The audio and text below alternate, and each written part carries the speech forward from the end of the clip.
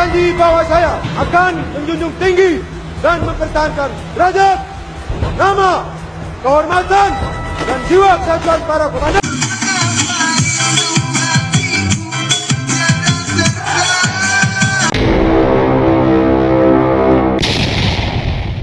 Halo Sobat Khusus Militer, admin kali ini akan membahas tentang pasukan elit Indonesia di mata dunia.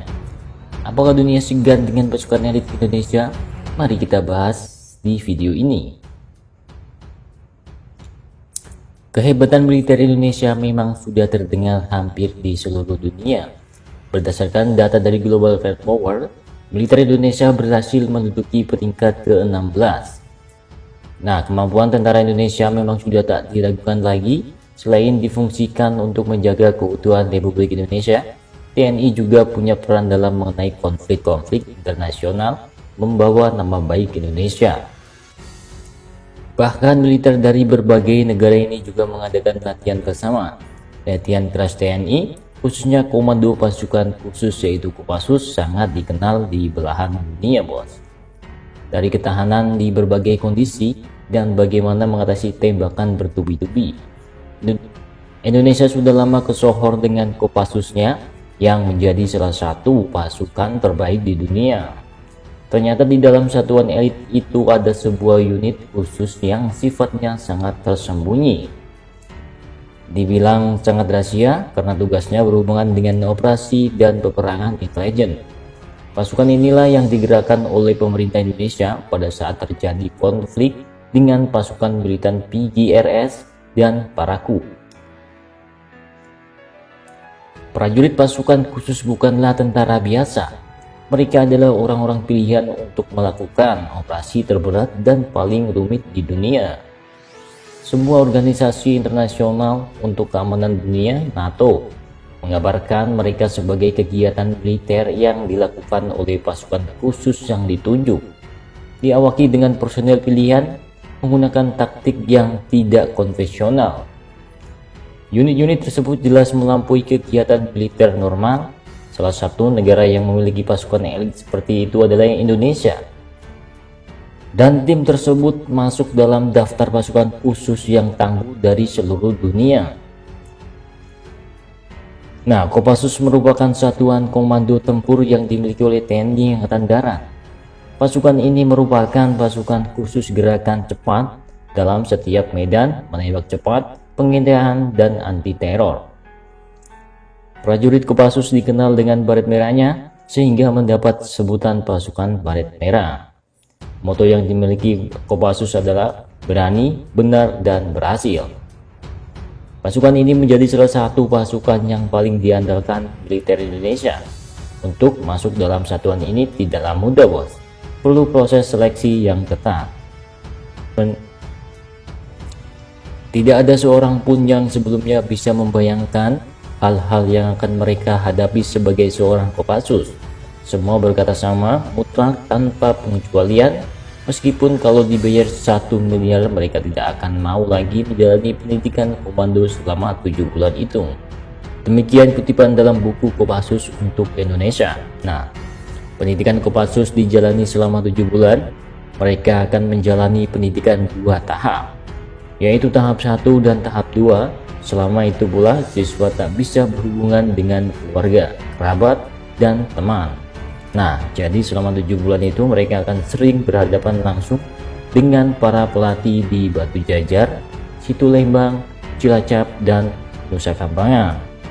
Selama pendidikan komando, siswa akan diberikan tahap-tahap pendidikan.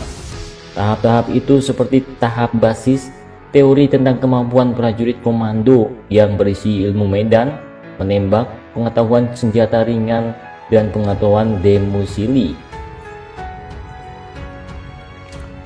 Kemudian tahap gunung hutan. Tahap ini dimaksudkan agar prajurit memiliki kemampuan untuk beradaptasi dan mengatasi hambatan di gunung dan hutan. Latihan yang diberikan antara lain penjejakan atau anti penjejakan, survival, dan ilmu medan. Nah, latihan fisik selama pendidikan komando juga sangat berat. Tak bisa sembarangan orang mengikuti latihan ini. Mereka harus memiliki rasa juang tinggi dan tak menyerah. Salah satu latihan terberatnya adalah gunung hutan dan mengawali tahap latihan rawa laut di pantai Cilacap. Jalan kaki ini dilakukan sepanjang 500 km bos. Nah loh, atau dari Batu Jajar hingga ke Cilacap. Wajar saja banyak yang menyerah dalam latihan ini. Dalam satu hari, mereka menempuh jarak sekitar 50 km menelusuri bukan jalan raya. Diawali dengan bangun jam 4 pagi di Batu Jajar, mempersiapkan diri beribadah dan memasak sendiri untuk makan hari atau bekas hari itu. Kemudian pukul 5 pagi mereka berangkat dan terus berjalan hingga sekitar pukul 5 atau pukul 6 sore setiap harinya. Sesampainya di Cilacap mereka tak beristirahat, mereka melanjutkan latihan rawa laut dan diakhiri dengan latihan pelolosan dan ujian kerahasiaan. Nah, latihan-latihan itu dianggap berat karena siswa selama 6 jam dianggap sebagai tawanan oleh pihak musuh dan terus mendapat deretan fisik sambil mempertahankan samaran yang diberikan. Nah, apalagi jika sudah menggunakan ilmu tenaga dalam, bikin orang bercedak kagum bos.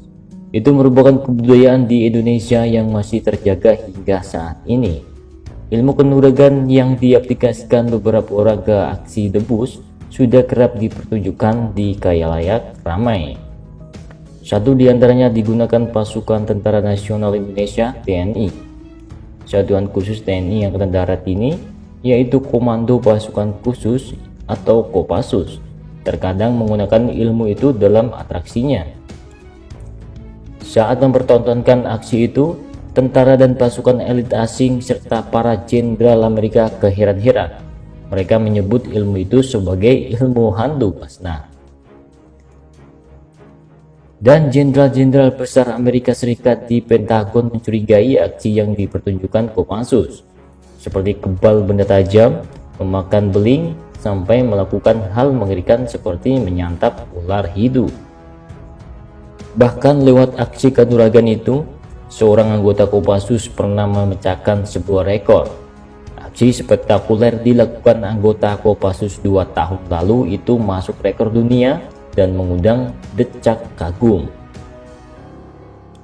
Bela diri silat merah putih andalan Kopassus dan pasukan elit TNI. Nah, makanya untuk mendapatkan baret merah atau brevet komando Kopassus harus melewati pelatihan khusus yang nyaris melewati kemampuan batas manusia yang seperti admin terangkan di atas bos.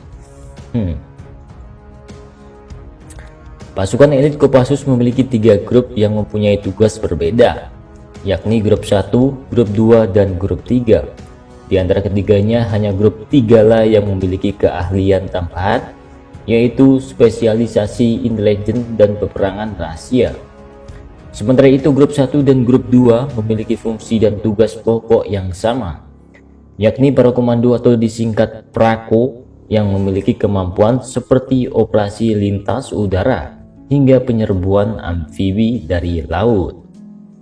Sesuai tugasnya dalam bidang intelijen, grup 3 diberi satuan Sandi Yuda. Nama yang diambil dari pasukan mata-mata era Majapahit, Telik Sandibaya. Nah, sama seperti prajurit Kopassus lainnya, satuan Sandi Yuda juga digembleng dengan latihan keras.